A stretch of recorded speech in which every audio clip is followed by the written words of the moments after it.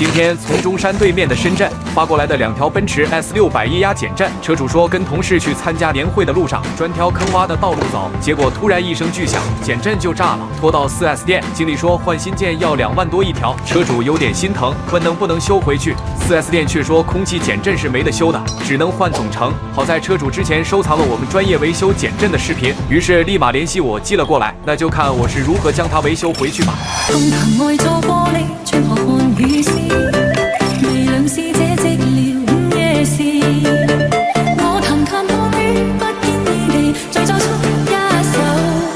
都看到这了，可以给手艺人一个红心吗？有你们的支持就是我们前进的最大动力。最后你觉得这样的维修应该收多少合适？评论区留言讨论一下。